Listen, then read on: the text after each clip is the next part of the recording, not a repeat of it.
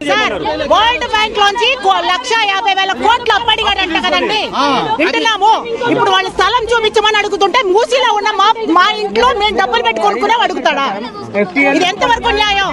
FTL ఉన్నప్పుడు first మీరు permission ఎందుకు ఇవ్వాలి స్థలానికి? అది రూల్ ఏంటి? అయ్యప్ప సొసైటీ గురించి మీరేం మాట్లాడారండి?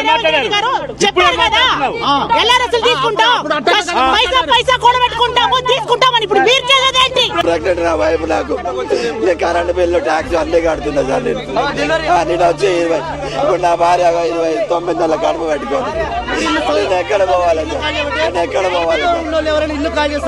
నా దగ్గర ఒక్క రూపాయి కూడా లేదు సార్. ఇప్పుడు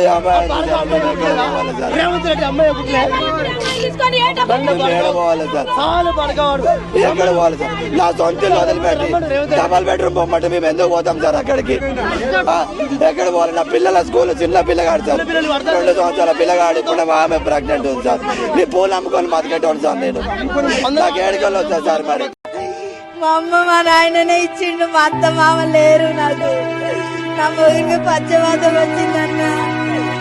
ఆయన చూసుకుంటే నేను ఇక్కడ పట్టుకున్నాను. మా పిల్లలు 2 ఉన్నారన్న. నేను 2 కాదుకోవాలి. నేను ఇంటికి రైలు కట్టలేనన్నా.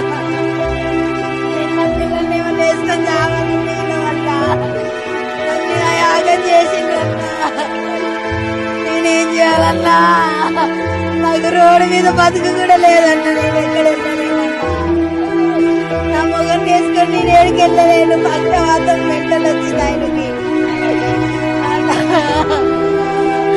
నా బండి ఆగమైపోతుందన్న. నేను నా జీవితమే దీని మీద బతుకుతున్నాను.